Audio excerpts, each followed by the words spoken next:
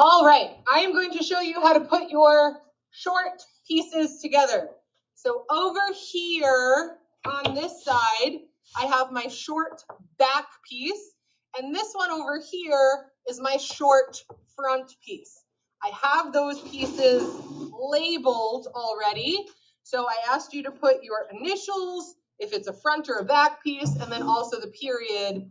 This will make our life much, much easier. So I have my two front pieces and I have my two back pieces over here. I'm going to start with my back pieces facing me with the right side, the pretty side, looking at me, facing up. What I am going to do, if I am not doing pockets, I'm going to take my back pieces and I'm going to lay my front pieces on top of those right sides together. So here's one front piece, and I'm matching those up right there. And then here's my other front piece, and I'm matching it up over here. And we can see this student did a really great job cutting their notches out. We can see those.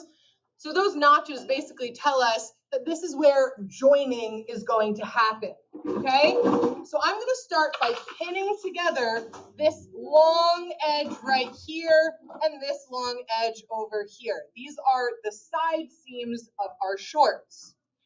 So I'm going to start at the bottom, and I'm going to match the edge of my fabric up, and I'm going to place a pin into the fabric, and then I'm going to go all the way up to the top and place a pin there at this corner. Again, I'm matching my edges up.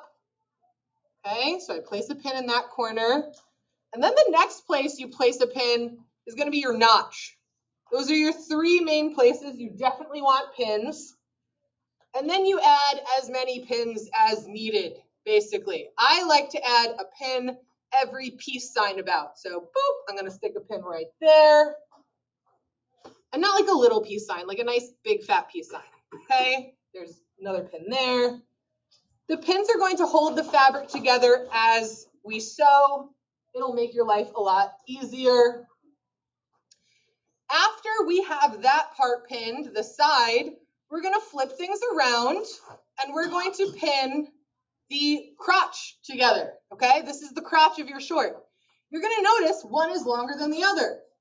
Yeah, that makes sense, okay? Your back piece of fabric for your shorts is going to be longer than your front piece for your shorts because you have a booty in the back, right? It needs more fabric to cover it. So I'm going to take this front piece here and match it up with that back piece there, and I'm going to pin those pieces together.